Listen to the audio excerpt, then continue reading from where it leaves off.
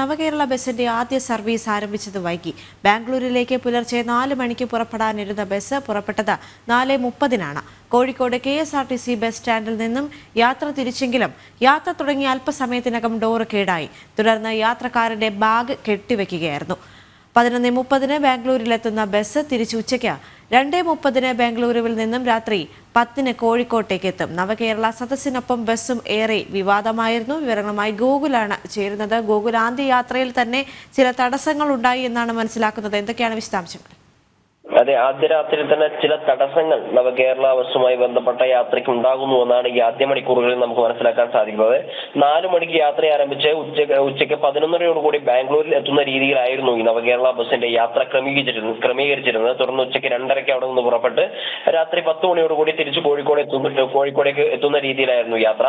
എന്നാൽ 4:30-ക്കാണ് ബസ് പുറപ്പെട്ടത്. ആദ്യ യാത്രയിൽ തന്നെ 4:30, അരമണിക്കൂർ വൈകി 4:07 പുറപ്പെട്ടത്. യാത്ര പുറപ്പെട്ടതിന് ശേഷം കുറച്ച് മുന്നോട്ടേക്ക് പോകുമ്പോൾ തന്നെ കുന്നമംഗലമൊക്കെ എത്തുന്ന സമയത്ത് 5 കിലോമീറ്റർ പിന്നിടുന്ന സമയത്തേക്ക് ബസ്സിന്റെ മുൻവാതിൽ, അതായത് ഈ ഹൈഡ്രോളിക് ലിഫ്റ്റ് ഒക്കെയുള്ള ആ വാതിൽ ചെറുതായി ഇളകുന്നത് യാത്രക്കാരുടെ ശ്രദ്ധയിൽപ്പെടുകയും യാത്രക്കാർ അത് ബസ് ജീവനക്കാരന്റെ കണ്ടക്ടറുടെ ശ്രദ്ധയിൽപ്പെടുത്തുകയായിരുന്നു ചെയ്തത്. തുടർന്ന് അദ്ദേഹം യാത്രക്കാരും കണ്ടക്ടറും ഒക്കെ ചേർന്ന് യാത്ര ചെയ്യുകയായിരുന്ന ഒരാളുടെ ബാഗിന്റെ വള്ളി ഉപയോഗിച്ചുകൊണ്ട് വണ്ടിയുടെ ഡോർ കെട്ടിവെക്കുന്ന ഒരു സാഹചര്യം ഉണ്ടായി. അടുത്ത സ്റ്റോപ്പ് എത്തുമ്പോൾ എന്താണ് തകരാറ് എന്ന് പരിശോധിച്ച് അത് ശരിയാക്കാമെന്ന രീതിയിലായിരുന്നു ആദ്യഘട്ടത്തിൽ കാര്യങ്ങൾ പറഞ്ഞിരുന്നത്. ഇപ്പൊ താമരശ്ശേരി പിന്നിടുകയാണ് ബസ്.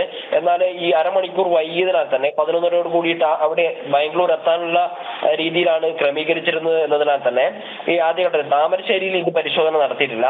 ഇനി കൽപ്പറ്റയും മൈസൂരിലുമാണ് ബസ്സിന് സ്റ്റോപ്പ് ഉള്ളത്. തുടർന്ന് ബാംഗ്ലൂരിൽ 4 സ്റ്റോപ്പാണുള്ളത്. എന്നാൽ അടുത്ത സ്റ്റോപ്പിലെത്തുമ്പോൾ ഇതിലെന്താണ്, ഡിപ്പോയിലെത്തുമ്പോൾ എന്താണ് തകരാറ് എന്നത് സംബന്ധിച്ച് കാര്യങ്ങൾ പരിശോധിക്കാമെന്നും പരിഹരിക്കാമെന്നുള്ള കാര്യങ്ങളാണ് കണ്ടക്ടർ യാത്രക്കാരോട് പങ്കുവച്ചിട്ടുള്ളത്. യാത്രക്കാരിൽ നിന്ന് ലഭിക്കുന്ന വിവരത്തിന്റെ അടിസ്ഥാനത്തിലാണ് നമ്മളിപ്പോൾ ഈ കാര്യങ്ങൾ പങ്കുവെക്കുന്നത്. ഇപ്പോൾ യാത്രക്കാർ ഇറങ്ങുന്നത്, താമരശ്ശേരി എത്തിയ സമയത്ത് യാത്രക്കാർ ഇറങ്ങുന്നതും കയറുന്നതും ഒക്കെ ബസ്സിന്റെ പിൻവാതിൽ വഴിയാണ്. എന്തായാലും ആദ്യ യാത്രയിൽ തന്നെ ഒരുപാട് വിവാദങ്ങൾ ഉണ്ടാക്കിയ ബസ്സായിരുന്നു ഈ നവകേരള സദസ്സിന്റെ ഭാഗമായി മുഖ്യമന്ത്രിയും മന്ത്രിമാരും മുഖം സഞ്ചരിച്ച ബസ്. അത് യാത്രക്കാർക്ക് വിട്ടുകൊടുക്കുന്നത്, അല്ലെങ്കിൽ പബ്ലിക് ട്രാൻസ്പോർട്ടർ ഉപയോഗിക്കുന്നത് വലിയ വാർത്തയിൽ ഇടം നേടുകയും ചെയ്തിരുന്നു.